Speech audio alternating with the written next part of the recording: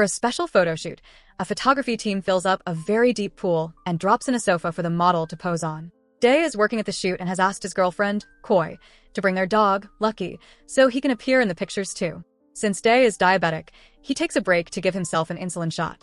Koi keeps him company and jokingly pulls out a music box to tease him about being pregnant, which annoys Day. The shoot continues, and Lucky turns out to be a great model, doing all the tricks Day taught him with a whistle. The next day, Day and Lucky return to the pool to clean and seal it, as it won't be used for a while. Before starting work, Day relaxes on a flow tie, throwing a ball for Lucky to fetch. He doesn't notice a newspaper on the ground warning about a crocodile lost in town. While chasing his ball, Lucky hears a strange noise from the maintenance room and starts barking. Suddenly, the pool's owner pulls a lever to drain the water and chains Lucky, worried the dog might fall in. He reminds Day to get to work and says goodbye, as he's going on a 3-month vacation. Before leaving, Day asks him to order a pizza. Thinking he has plenty of time before the water drains, Day continues resting on his flow tie and accidentally falls asleep. When he wakes up, he realizes he's now far below the pool edge and panics. With no stairs, he swims to the wall and tries to climb out but hurts his nail in the process. Using his rope's belt, he ties his glasses to the end and tries to lasso his phone, but it's not strong enough to pull it over. He yells for help, but no one hears him. Then his phone rings and starts vibrating, slowly sliding toward the edge. As he waits to catch it, Lucky's barking distracts him. The dog slips and ends up hanging by his leash over the edge. Day quickly swims over and uses the flow tie to push Lucky up, saving him just in time. But while saving Lucky, he misses the phone, which drops. It falls into the water, and by the time he retrieves it, it's already broken. Day then dives down to stop the drainage by covering the vent with his robe. In doing so, his chain belt gets tangled in the fabric. He struggles to free himself underwater. Meanwhile, the pizza delivery guy arrives, sees no one around, and calls the pool owner, who tells him to just leave the pizza and go. The engine noise of the bike drowns out Day's cries for help. With nothing else to do, Day rests on the flow tie and falls asleep again. Moments later, Koi arrives and thinks Day is having fun. She tries to jump in and ends up slipping, hitting her head badly on the way down. Lucky's barking wakes Day, and he quickly swims over to save her. He uses his robe to stop the bleeding and puts her on the flow tie, shouting for help, but no one hears. As night falls, the water level drops low enough for Day to stand. Koi is still unconscious, and her wound is bleeding. Then a strange sound echoes. Lucky barks wildly. The lost crocodile has emerged from the maintenance room. Day sees it and tries to quiet Lucky, but the dog's barking only attracts the crocodile, which slips and falls into the pool. Day watches nervously as it swims near his legs and climbs onto the sofa for safety. He yells at Lucky in frustration for drawing the crocodile to them. By morning, the pool is dry. The crocodile is sleeping, and Koi remains unconscious. Day finds a pregnancy test in her pocket, and it's positive. The news shocks him, but he promises everything will be okay. He checks her wound again, it's still bleeding. Searching for help, Day notices a roll of tape stuck in the crocodile's mouth. He cautiously approaches, while Lucky barks in warning. Just as he reaches for the tape, the crocodile wakes and tries to bite him. Day dodges in time and rushes back to tape part of his robe over Koi's wound. Using a bucket he found, Day gives her small sips of water. He tries to open the drainage vent again, but it won't budge. Then he finds Koi's necklace, which is actually a small razor. When he turns around, the crocodile is now resting over the vent. Day waves the tape roll like a whip and manages to hit the crocodile's eye, making it move. He uses the razor as a makeshift screwdriver, removes all the screws, and opens the vent. Inside, he finds a tunnel and wonders if he can fit. After checking on Koi, Day notices the crocodile has entered the tunnel. He waits for it to return, but it doesn't. Desperate, he revisits old ideas, shouting for help, trying to climb, attempting to fix the phone, but nothing works. His injured nail worsens, so he painfully pulls the broken part with his teeth and tapes the finger. Koi's condition worsens as she develops a fever. Realizing he has no choice, Day crawls into the tunnel, hearing the crocodile nearby. At the end, he finds a small room with stairs and another lit above. He climbs and yells for help, but it's locked from outside. Suddenly, Lucky barks again. Day looks into a mirror and sees the crocodile has returned to the pool and is moving toward Koi. Just as the beast approaches her, Day returns and grabs it by the tail, slamming it against the wall. Then he picks up a stick and acts as a shield for his girlfriend until the crocodile walks away. At that moment, Koi wakes up, and Day helps her sit up while telling her what happened, including that he knows about the pregnancy. He thinks about a conversation he had with a friend, during which he explained that if Koi got pregnant, he would ask her to terminate it because they couldn't afford a baby. His friend had reminded him that termination was illegal and a sin. In the present, he hugs Koi, but doesn't say anything. At nighttime, the wind pushes a cup with some string over the edge of the pool, and Day quickly catches it. Koi is now resting on the sofa from the photo shoot and grabs the other end of the string, which has a second cup. They use it to chat like kids, and Koi reminds him not to give up because he must protect his family. At that moment, Lucky makes a noise, and Day looks up to discover his pet is eating the pizza. It takes some yelling, but eventually, Lucky throws the box with the rest of the pizza into the pool. There isn't much left, and Day wants Koi to have it all, but Koi says the baby wants their dad to eat too.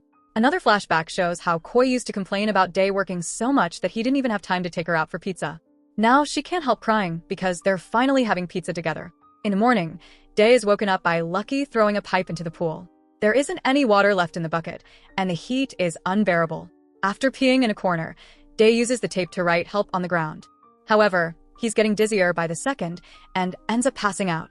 In the evening, Koi wakes him up, and together they push the sofa down so they can sit with a shield on their backs. Koi reveals the crocodile is female because she saw the animal lay eggs in the afternoon. Then it starts raining, so the couple gathers some water in the bucket again. On day 4, Day stares at the crocodile for a while before passing out again. When the animal tries to get closer, she steps on Day's robe and falls into the tunnel because this was a trap all along. Day stops pretending to be asleep and runs to push the crocodile further in until her whole body is gone. Next, he puts the lid back on the hole, and the couple puts the couch on top of it. Afterward, they combine the stick and sunlight through Day's glasses to start a fire that allows them to cook the crocodile's eggs. Day wants Koi to have it all again, but she insists on sharing. That night, they put the sofa up against the wall and climb on top of it, with Day also acting as a base for Koi. She almost reaches the edge of the pool, and Day stands on his tiptoes to lift her higher, but it's still not enough, so they come down. Determined to protect his girlfriend, Day thinks of a new plan. He'll let the crocodile return to the pool so they can hide in the tunnels and keep the baby safe. Koi takes the music box out of her pocket and notices the baby figurine is gone, so she wonders if Day threw it away. He says it fell, but he actually did throw it. This makes Koi wonder if Day wanted her to terminate the pregnancy, and when he confirms it, she has a breakdown. Day tries to comfort her, but Koi slaps him and pushes him away, calling him cruel. He tries to explain he's struggling in life and not fit to be a father, but Koi points out all the things he's done for their survival in the pool, proving he can do anything. In the morning, the couple drags the sofa away from the vent, and the crocodile immediately comes out. While Day helps Koi get into the tunnel, the crocodile searches for her eggs but only finds the shells, so she immediately comes after Day. He rushes to grab the fallen music box before sliding on the floor to quickly reach the vent. Then he jumps inside and closes the lid right before the crocodile can reach him. Sometime later, they see a parachute flying in the sky, and Day rushes up the stairs to yell for help, but he isn't heard. On his way down, he doesn't notice the necklace with his whistle getting stuck on a pipe. Then he rushes back into the pool, only to discover the parachute is just a child's toy. He starts yelling for help again, but it's pointless. At that moment, a strong wind starts blowing and sends some barbed wire with clothes flying. The wire gets stuck on a pipe and most of it lands on the edge of the pool. Day decides to try to climb it, severely injuring his hands in the process. When he's about to reach the edge, the wire finally comes off and Day falls. The bad landing breaks one of his legs before he passes out. On day 6, Day wakes up in terrible pain. Using some sticks and tape, he creates a splint around the broken leg and passes out again. When he wakes up, he looks at his injuries and finds the crocodile biting his leg. Day kicks her off and hits her head with the bucket until she walks away.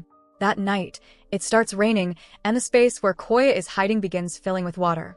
She bangs on the barrel to ask for help, but when Day tries to reach the vent, the crocodile comes after him again.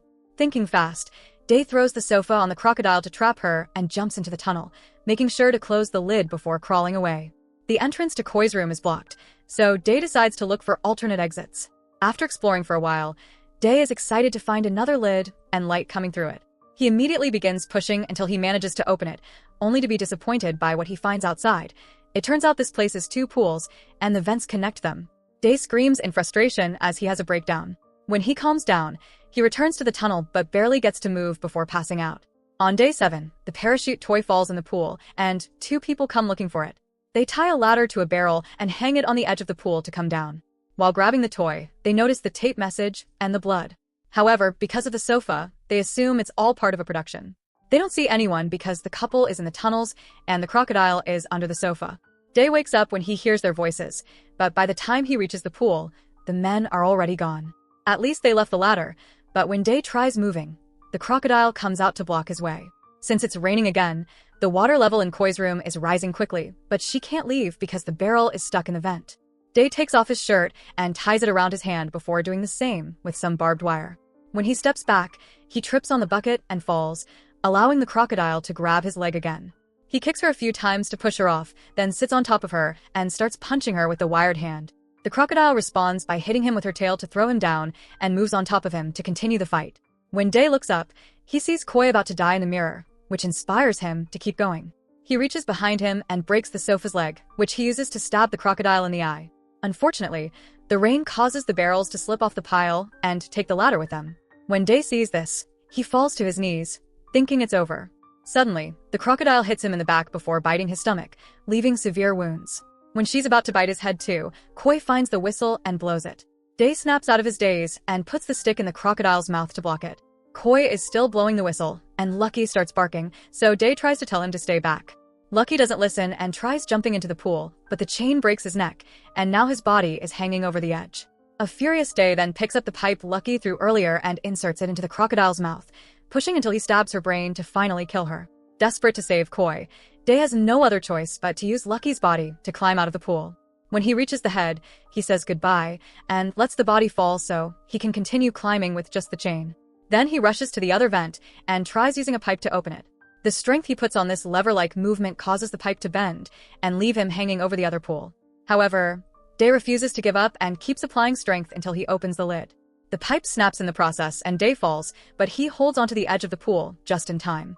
Day pushes through his leg pain to climb out of the pool and runs to jump into the tunnel water. He finds an unconscious Koi and drags her out to immediately start doing CPR. At first, there's no reaction, and Day cries as he hugs her, thinking she's gone. Fortunately, his grieving screams wake her up, and they reunite with a hug. So that's it. Hope you enjoy the story. Subscribe and press the bell icon for more videos.